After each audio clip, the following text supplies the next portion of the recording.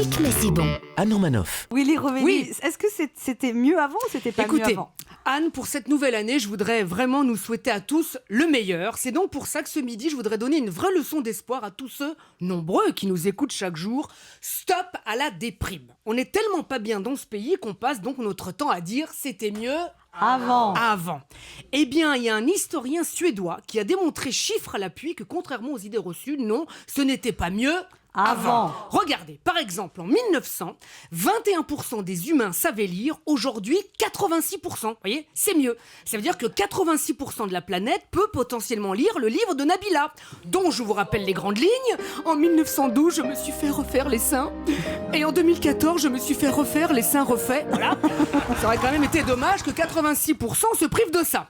Autre exemple, Anne, dans le monde, on a réduit l'extrême pauvreté de 1 milliard de gens en 25 ans. Chaque minute où nous parlons, 100 personnes sortent de l'extrême pauvreté. Vous voyez, c'est mieux. Alors moi, je l'ai souvent dit, moi, enfant, j'ai été extrêmement pauvre. Tellement dans la dèche qu'en fin d'année, quand les éboueurs sonnaient à la maison, c'était eux qui nous donnaient des étrennes, tu vois. Je te jure, j'avais l'air tellement dans la merde que les gens dans la rue me parlaient roumain.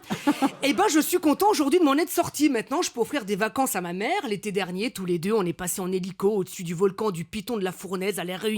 Je lui ai dit « Oh maman, regarde toutes ces cendres. Ça t'habituera à la crémation !» Elle ne veut plus jamais partir avec moi. Justement, autre exemple. En 1740, l'espérance de vie d'un homme en France était 24 ans et une femme 26 ans. Ça veut dire que si on était aujourd'hui en 1740, il n'y aurait plus personne dans le public. Voilà. Ça veut dire qu'on n'aurait plus une seule auditrice et que même Anne Romanoff ne serait pas là. T'imagines la vie d'une femme à l'époque, Il y a une Marie petite de 18 ans, Ah, bah, là. dis donc, tu serais toute seule, ma petite chérie. T'imagines la vie d'une femme à l'époque, mariée à 12 ans, enceinte à 14, ménopausée à 19, veuve à 23, morte à 26, quelle vie de con. Aujourd'hui, une femme, c'est 85 ans et demi. Christine Boutin, 72 ans. On en a encore pour 13 ans de ces conneries. Autre exemple, aujourd'hui, un homme mesure en moyenne 1m75. Au XVIIe siècle, c'était 1m61. Ce qui veut dire que j'ai une croissance qui a 4 siècles de retard. En 1914, Anne, il fallait 10h25 en train pour faire Paris-Marseille. Aujourd'hui, on peut se faire canarder par une balle perdue de Kalachnikov dans les rues de la cité phocéenne en moins de 3h20. C'est mieux. En 1950, il y avait 200 centenaires en France. Aujourd'hui, c'est 1000 fois plus. 1000 fois plus de « Ça va, papy ?»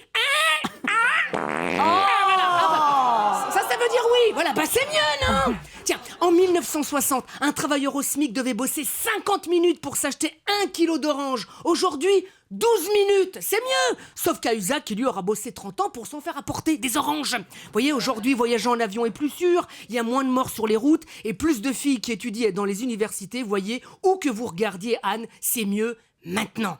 Alors Anne, ce midi, je nous souhaite à tous vraiment le meilleur. Enfin, ça, c'est le 31 décembre à minuit que j'aurais pu vous le dire. Depuis, il s'est passé 5 jours et je me demande déjà où est passé le meilleur. Entre l'attentat à Istanbul, la réédition de Mein Kampf qui fait un carton en Allemagne et les standardistes du 115 en France qui sont dépassés par le nombre d'appels de sans-abri, c'est pas une bonne année 2017 que je nous souhaite. Je nous souhaite juste d'être bons en 2017 et qu'on arrête de se dire que c'était mieux avant, mais que c'est juste bien d'être maintenant, parce que maintenant, on est vivant et que c'est déjà pas si mal. Ça pique mais c'est bon.